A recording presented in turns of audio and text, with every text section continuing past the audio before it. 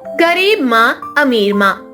मोहित एक बहुत बड़ा बिजनेसमैन था, लेकिन उसके खिलाफ किसी ने झूठी रिपोर्ट दर्ज करा दी और उसके घर को एक हफ्ते के लिए सील कर दिया गया और उनके बैंक अकाउंट्स को यूज करने पर भी रोक लगा दी गई।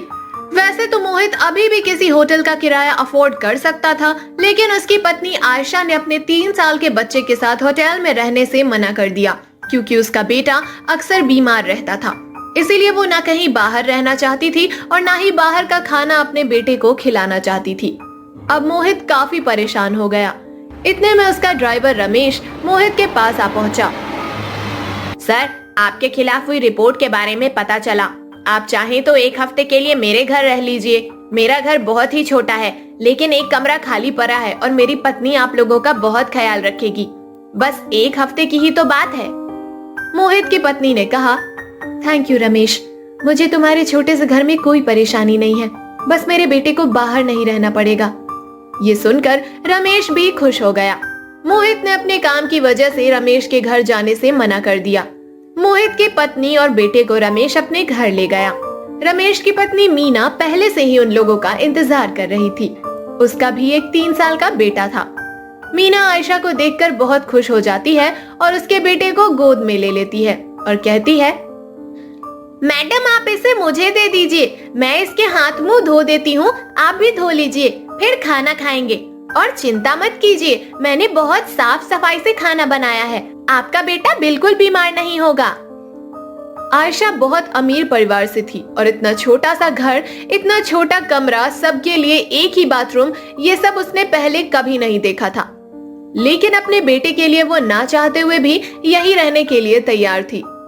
आयशा मुंह हाथ धोकर अपने बेटे को ले लेती है और देखती है कि मीना ने जमीन पर ही खाना लगाया है। उनके घर कोई डाइनिंग टेबल नहीं था। आयशा देखती है कि मीना अपने बेटे को हाथों से ही खाना खिलाने लगती है। आयशा मीना से कहती है, ऐसे तुम्हारा बेटा बीमार नहीं होगा? मीना कहती है, मेरा बेटा एक गरीब माँ बाप का बेटा है मैडम, हम सब हाथ से ही खाना खाते हैं। वैसे आप भी अपने बेटे को हाथ से खिलाकर देखिए, आपको अच्छा लगेगा। आयशा भी सोचती है कि एक बार ट्राई कर ही लेती हूँ। आज वो पहली बार अपने बेटे को खाना खिला रही है, क्योंकि आज से पहले मेड ही उसके बेटे को संभालती थी, खाना खिलाती थी और सारे काम करती थी। आयशा को अपने बेटे को खाना खिलाकर बहुत अच्छा लगता है। अब आयशा ने सोचा कि आज से अपने बेटे के सभी काम वो खुद करेगी। वो सुबह अपने बेटे को ऐसे ही उठाती है जैसे मीना ने अपने बेटे को उठाया। जैसे जैसे मीना अपने बेटे का ख्याल रखती रही, वैसे ही आयशा भी मीना को देखकर अपने बेटे का ख्याल रखती है। उसे नहलाती है, कपड़े बदलती है, खाना खिलाती है और उसके साथ खेलती है। शाम के समय मीना अपने बेटे को जमीन पर बिठाकर काम में लग जाती है। ये देखकर आयशा कहती है, तुम इतनी लापरवाह कैसे हो सकती हो? अपने बेटे को जमीन पर छोड़ दिया, ऐसे तो वो बीमार हो जाएगा।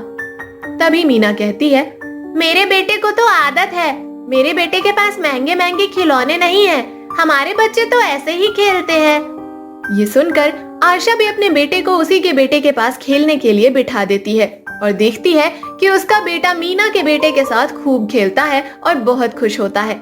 आयशा ने पहली बार अपने बेटे को ऐसे खेलते और खुश होते देखा था। अपने घर पर वो अपने काम में ही व्यस्त रहती थी। वो पूरे हफ्ते अपने बेटे का ऐसे ही ख्याल रखती है। उसे मीना के घर रहकर ममता का असली मतलब पता चलता है। ऐसे ही एक हफ्ता बीत जाता है। उसके बाद मोहित को उसका घर और बाकी सब कुछ वापस मिल जाता है।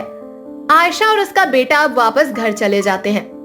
मोहित आयशा से कहता है, तुम्हें बहुत परेशानी हुई होगी ना रमेश के घर पर?